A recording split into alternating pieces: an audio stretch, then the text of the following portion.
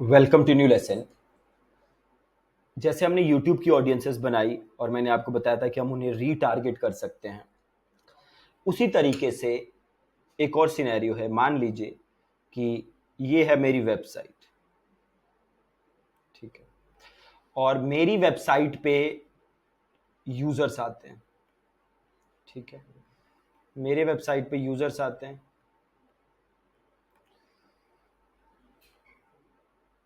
मेरे वेबसाइट पे यूजर्स आते हैं।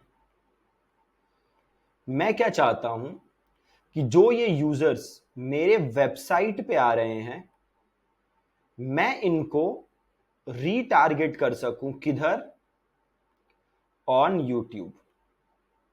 ध्यान से समझना है। ये मेरी वेबसाइट है, ठीक है।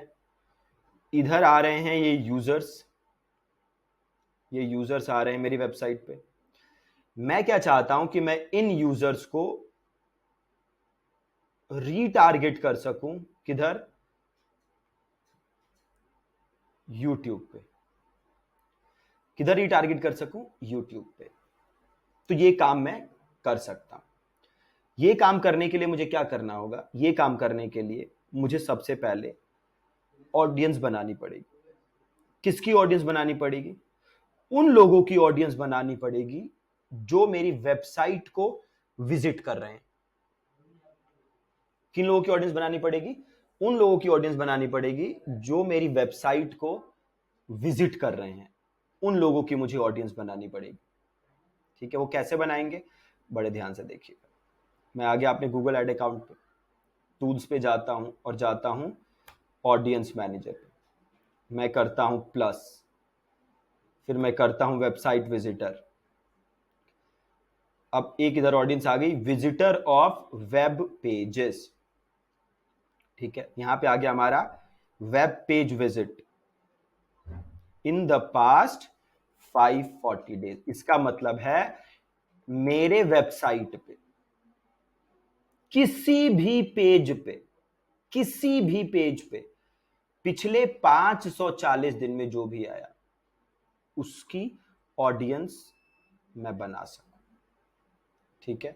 सेगमेंट का नाम लिखेंगे विजिटेड वेबसाइट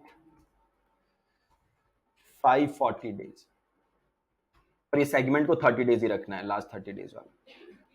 उसका मतलब मैंने समझाया है पहले लेसन में आपको। कौन सी ऑडियंस बनी? उन लोगों की जिन्होंने मेरे वेबसाइट पे किसी भी पेज को विजिट किया। अब मान लेते हैं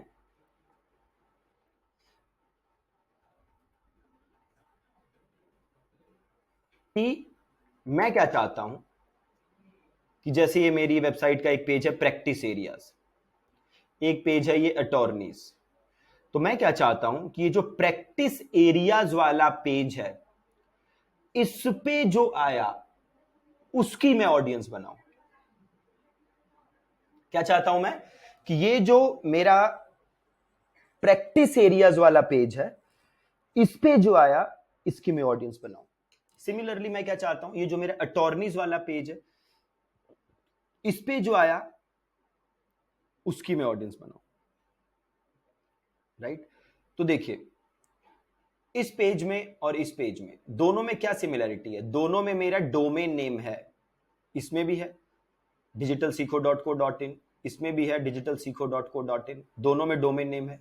दोनों में चेंज क्या है? एक में है लिखा है प्रैक्टिस एरियाज, एक में इधर है अटॉर्नीज। डोमेन नेम तो सेम है। तो डोमेन नेम के बाद जो लिखा है, जैसे यहां पे लिखा है प्रैक्टिस एरियाज, इधर लिखा है अटॉर्नीज, इसको हम कहते हैं स्लग। इसको हम क्या बोलते हैं? इसको हम बोलते हैं स्लग, ठीक है।